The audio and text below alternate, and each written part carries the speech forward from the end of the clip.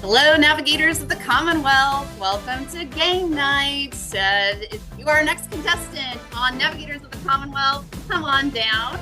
So excited to have you all here for our Skill Sync edition. We'll have an opportunity here for you all to get your fun game show names here in a second.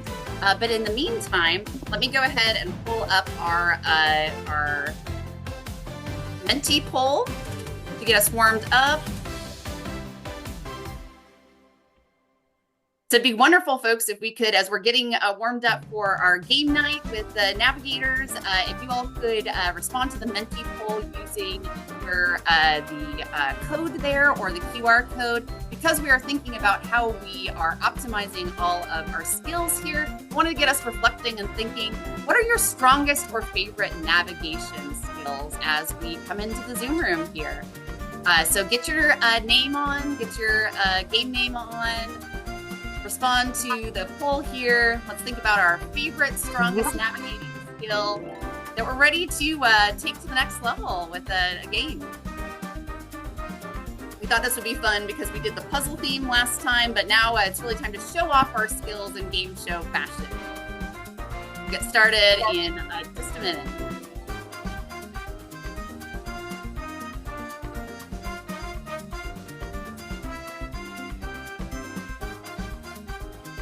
No problem, Christy. Thank you so much for being there on. I know you got to go to the Arts Alliance. Just give it a minute for folks to sign in. Hopefully folks are seeing the Menti poll here. Oh yeah, empathetic screening. That's a great one. That is a skill that we need more of. The boundary boss. That's hilarious. Richard, I love that. The empathy MC, Meg. That is totally you. I love that. Oh my gosh. Keep those favorite skills coming in the chat here and in the Menti poll as we come into the room and get geared up for game night. Resources, absolutely. That is one of our core skills. Trauma-informed responses. I love that skill too. Consistency and dependability. Yep, everything else stems from that. Great, everybody. Keep them coming. The hope hustler. Oh my gosh, Christina. That's like the hope dealer, right? That you hear in the recovery circles. I love that. Hope healer. Great one. Melody. Block party Barry. That's hilarious, Angela. Emily is also the boundary boss there. That's right for KSAP, seems appropriate. Debrief Diva, recovery rock star. Uh-oh, Jennifer's having some issues with the name generator. Sometimes it takes a minute for it to generate more names there, so just give it a second and maybe start it, Jennifer, on that one. Mood Mentor Max. Oh my gosh, these are too good. Welcome, welcome. The Wellness Wizard. Service Sleuth. Oh, that's a really good one, Maria. Love it. Again, we'll just give it a minute or so here for everyone to join us. Add their favorite skills out to the Menti poll. Hi. What's up? Hey, Christy. I know you got to run. I'm glad to see you here, and thanks for representing us at Arts Alliance at noon. Navigators are...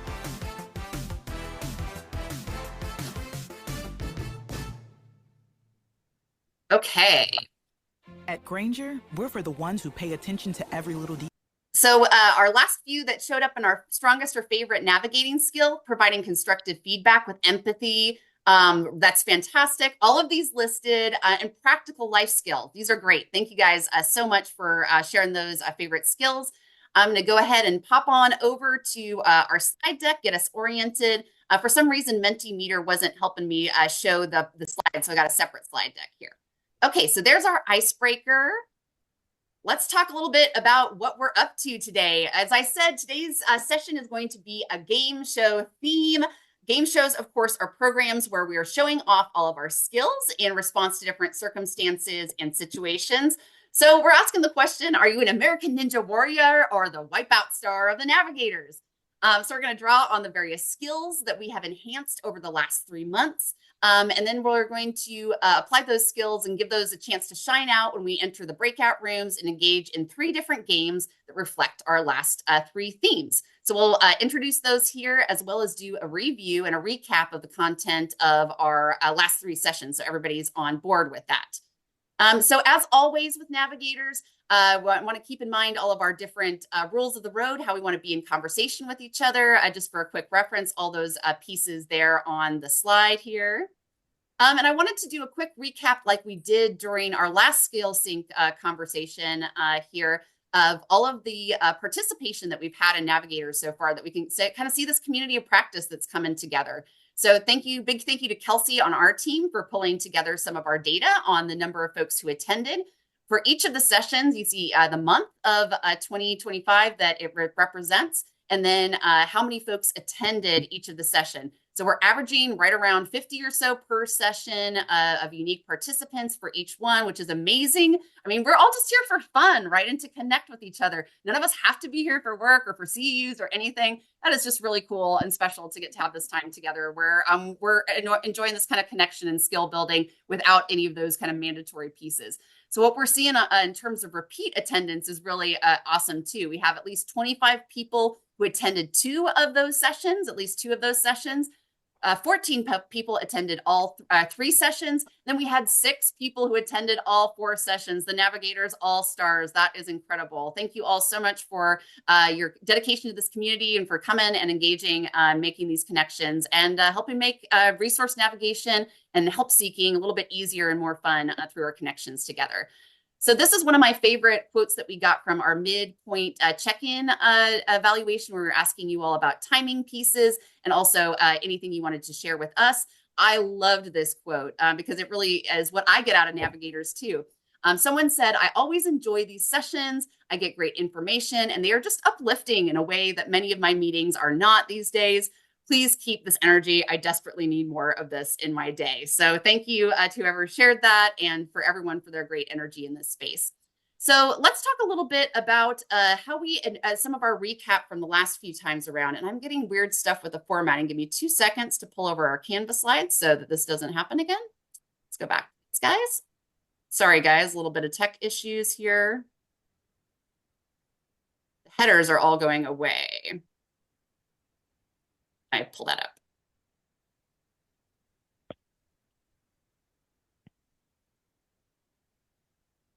So over to you, Valerie, to take us through a recap of our session 5 content on administering screeners. All right. Hello, everyone. Welcome again. And I have to lift back up that quote because whoever said that, we hear you. And that is exactly why we are here today to keep the energy going and keep building real skills that make our work better and more human. So, going on to session 5 recap. And this was about administering screeners and checklists. And that I want to say comes up in almost every helping role. You know, it's part of the job, it's part of what you need to do. But once again, thinking about infusing that humanity. So we talked about how screeners should feel more like conversations than transactions. And it's all about building a human connection first, not leading with a form. So, some kind of real world examples would be sending like a postpartum depression screener via pre-visit text, asking about food insecurity during a check-in at the desk.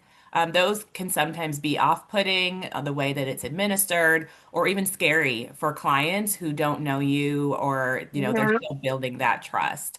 So instead, what is key is how we approach these moments using warm, clear language, asking permission, explaining why we're asking. So intent goes a long way. So normalizing boundaries. I see we have some boundary people here in the chat. So normalizing some boundaries and respecting people's pace and meeting them where they are. And then when someone shares something sensitive, it's not enough just to give them a handout and wish them luck. That's why we empathize, we have warm handoffs, resource vetting, and suggesting, not prescribing. So ultimately, our screening approach should reflect partnership, not pressure. So we have to walk with people, not push them. Great. Thank you so much, Valerie. Over to Kristen to give us a rundown on our session 6 recap. Thanks. So on our session 6, we learned about and talked about all about trauma-informed approaches for everyday interactions. And I always like to, I think of Ted Lasso, right? And his wonderful show and like how he always has this line of be curious, right? So we know help-seeking populations, a lot of people experience different levels of trauma, and that shows up in different ways. So it's not always disclosed. It sometimes shows in their behavior. So then taking a moment to pause and think about, as practitioners, how would a help seeker feel if they had to disclose their trauma over and over and over again and repeat it, right? When people may seem, quote, difficult, right? How can we take a step back instead of judging, be curious about where is this coming from, right? How is this person viewing how this interaction may be going on? What feels normal to us may feel very dangerous to them. So how can we adapt our approach to be more trauma informed, even if we don't know their story, and just show up in a curious manner that puts their needs first? So that's a little bit about what we learned, and we'll talk more about that in our different breakouts. Sorry about that. Rebellious slides here. Let me go back here, Kristen. I think there was another slide here for some of your content on the section 6 here, if you wouldn't mind to review this, and then I'll talk about session 7. Yeah, absolutely. Thank you. So just a little bit more about trauma is our systems can feel very abusive at times. Just the same thing that my colleague Valerie was talking about, right? Where asking questions can feel very intrusive and making someone repeat some of their trauma over and over again. Also, like the hoops that we make people jump through or having to prove different situations. So how can we change some of maybe our systems, or how can we evaluate like our workplaces and modify to avoid amplifying harm, right? So looking at how trauma informed doesn't mean that we have to have all the answers, but it does mean how can we create conditions where we can create brave spaces so people feel safe, and everyone's definition of safe is different, but we can create an atmosphere that is brave and safe for people to show up as they are, even if they can't explain what is going on. So just a little recap about what we learned, and then we'll talk about it a little bit more later on. Thanks, Kristen and Valerie. All right, so from session 7, our last session, navigating what resources to use and when, we learned about some of the work that we've been doing that I think echoed everybody else's experiences as helpers here around the challenges in finding the resources that you need, the right resources at the right time for the people that we are helping. We see all kinds of challenges around outdated and inaccurate information, lack of real-time availability, limited or no follow-up, navigating requirements and steps and wait lists and eligibility, and geographic mismatch between the services and the folks who need them. And we may need different tools for screening for social needs, identifying resources, and managing referrals. If y'all remember, we had that 6-step process of how a social need becomes a referral, like how a bill becomes a law there. And we need different tools and different platforms at each step of the process that make it really complicated, each of the steps from that initial screening all the way through to managing referrals with the folks that we are partnering with to help folks.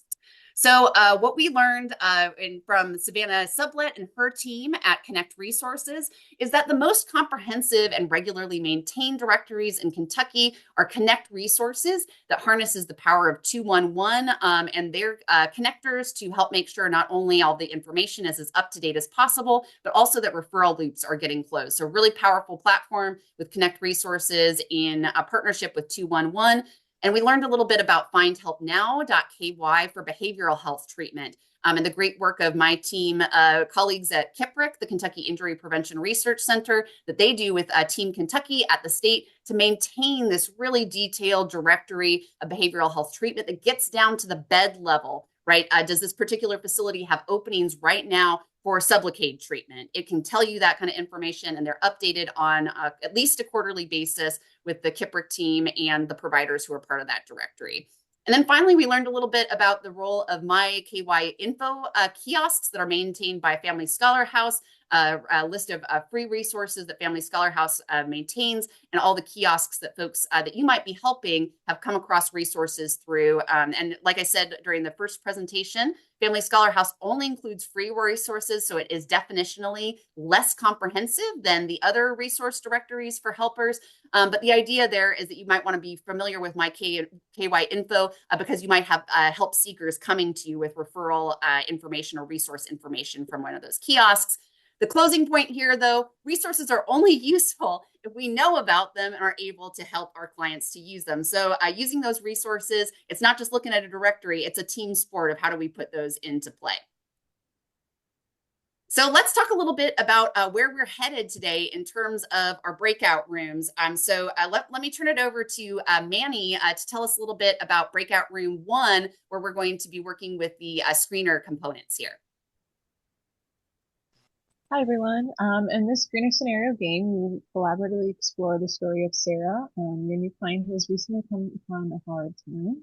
Moving away from a checklist screening approach, you're going to work together to build a set of personal, compassionate techniques that you would use in a meeting to learn more context about Sarah and establishing a trusting relationship with her.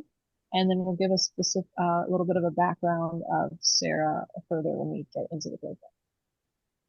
Great. Thanks, Manny. The advocate acrobat, amazing. So you'll be applying that all those skills around the screener to this first game with breakout room 1. And then for breakout room 2 here, Valerie, tell us about what they'll be coming on down to play. All right, so we have trauma-informed approaches to everyday interactions. So in this game, we will problem solve some common real-life scenarios, ones that are not always overtly obvious that trauma is occurring at first glance, but definitely require a trauma-informed lens. If you've heard me on my soapboxes, though, the human-aware lens as well. But we are going to be focusing on 3 key principles: safety, collaboration, and empowerment. So the goal is to move beyond the assumption that trauma only shows up in big or dramatic ways. Sometimes it can look like withdrawal, rigidity, avoidance, or even someone being overly accommodating. Kristen, tell us about our last breakout room. Oh my gosh, my slides are just craziness. Our resource roulette game for breakout room 3.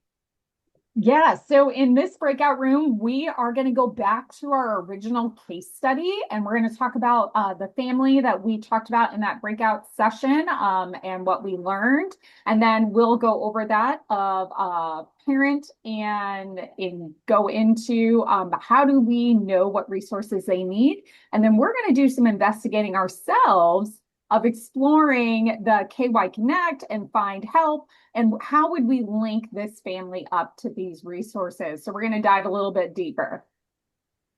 Great, fantastic. Oh, so let me go ahead and take us out of screen share here, and I will get the room set up. 1 second. I'm rolling on that. All right.